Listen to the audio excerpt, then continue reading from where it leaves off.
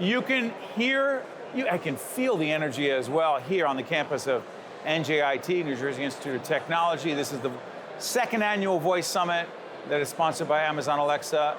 So much going on here, so much in the voice area of voice technology, and one guy who's going to help break this down is Simon Nynens, who is Vice President and Chief Commercial Officer here at NJIT. How you doing, Simon? Oh, good. Thank you for having me. It's a big deal. Absolutely, yes. Why? A lot of people now exposed to Newark and NJIT. We've grown tremendously from just being a public university to now also help companies start and really grow as a company and build that partnership with a university. Simon, there's something called VentureLink. Yes. What is it? That is NJIT's Business Incubation Center. So we have about 110,000 square feet, 65 companies that are being incubated right here, as well as larger. Define incubated. So what that means is you have an idea, and not only students of NJIT or faculty. There's a young lady here who had an idea for hair products for women of color. She comes into the center and says, how do I start a company? Yeah. What do I do with an LLC? What is an LLC? What is a P&L? How should I price my product? Those kind of issues, real life issues, that's what we help them with. It's interesting, so many of the folks here at the Voice Summit too, they're smart about technology, they're innovators, they're creative, but I hate to call it the nuts and bolts of business, sometimes they may not know those skills. Correct. Yeah, and it's a little bit like you're good in golf and you're there, but you still need a business manager. You're not good in tennis, or you're not, everybody has a certain skill, and together is better than alone. And what we want to do is get these entrepreneurs together and say, I have a question about what lawyer to use, who is good, who's not good.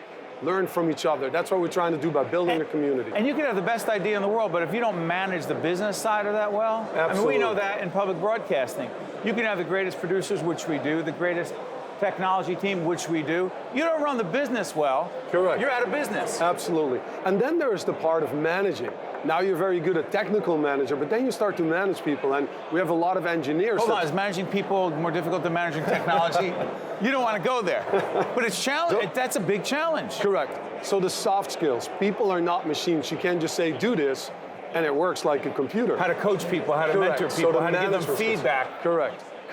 Not easy. So we're trying to build a community and say, learn from each other, pitch ideas. Now you pitch, I'm listening to you.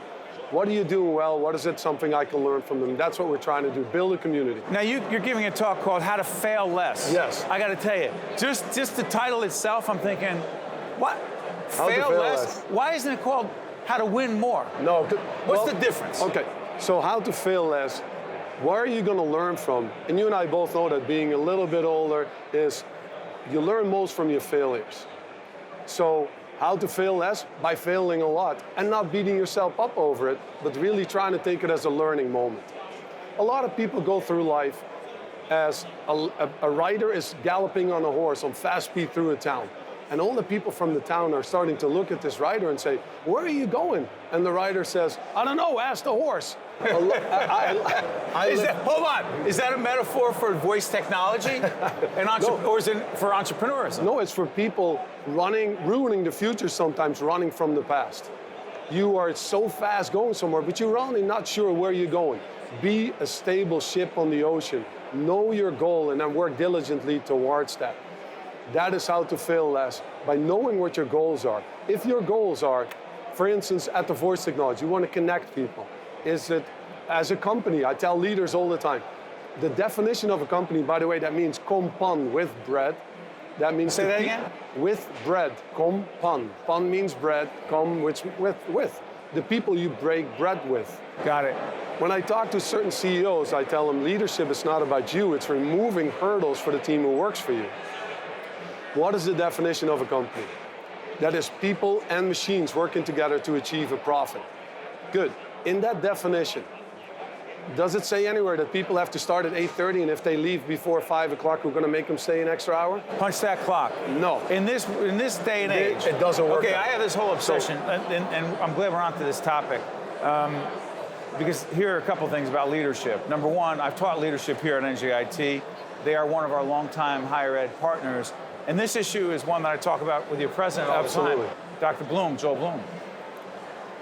Leadership particularly at the Voice Summit, particularly for people in technology, do you think that most of the folks who are going into this field have the skills and tools and the tenacity to be a leader and make tough decisions that make people angry sometimes, because your job is not to be the most popular person in the company, as you described before? It's a loaded question, I know, but it feels like, I don't want to answer the question, but there's so much emphasis on tech. Yes.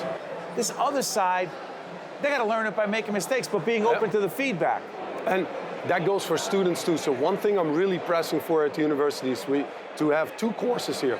One is entrepreneurship, and the second one is leadership. Entrepreneurship as a course? As a course, required course for the students to come in. And the other one is? And the other one is leadership. Now, we all know we constantly bombarded by the team, every news, every day we get who are bad leaders. I get that. Who's a good leader? Where is our example? Who's the best violinist in New Jersey? What is the best, most promising student in New Jersey? Who's the best business person in New Jersey? Who's struggled through all kinds of adversities and has made it? And what can we learn from them? That's what I want to focus on. What can you learn from that? Exactly, that's what we want to do. So those 2 courses I think are extremely important, because here's what happens a lot. I have 3 friends, we start a company. Everybody gets 1/3 of the company. And we're now, who's in charge? Oh, all 3 of us are. How about when people say, when I always ask the question of our team or in other situations, when I do executive coaching around leadership, I'll say, I'm sorry it's a sports reference, I'll say, who's the quarterback of this project? Right. You know what they say? We have a few of them. Yeah. If you have a few, I don't know if we're on the same page, we've never talked about this before. Work? If there are 3 quarterbacks or 2, and several people are responsible, you say? Have you ever had the question where you went to mom and you said, can I have a cookie? And then you went to dad and said, who's in charge? One leader. One leader. Even in the high-tech world? One CEO. So listen, if you were not a good technologist, if you're not good in voice technology, you're not going to rise to the top. When you rise to the top, behavior becomes a much more important component of your job. And there are 3 things: 30 years of leadership skills, and now I work at the university. I love research. Number 1 is always, are you honest? But number 2 is, are you competent? Because it's nice to be honest, but you got to know what you're talking about. Right. And number 3 is, are you inspiring? And those 3 skills, and you can do management studies over and over again, that's what I'm trying to teach the young entrepreneurs. Simon, you have given us a lesson on management, leadership, entrepreneurism, technology, the Voice Summit. You've done a lot in just a very short period of time. I want to thank you. Wish you and your colleagues all the best here at the university. Thank you so much for having me. Thank you. Thank you. We're right back right after this. Think Tank with Steve Adubato has been a production of the Caucus Educational Corporation, celebrating over 30 years of broadcast excellence. Funding for this edition of Think Tank with Steve Adubato has been provided by RWJ Barnabas Health, PSE&G, the New Jersey Economic Development Authority, the Northward Center, New Jersey Sharing Network, the New Jersey Education Association, and by Wells Fargo. Promotional support provided by Insider NJ, and by New Jersey Monthly. Transportation provided by Airbrook Limousine, serving the metropolitan New York, New Jersey area.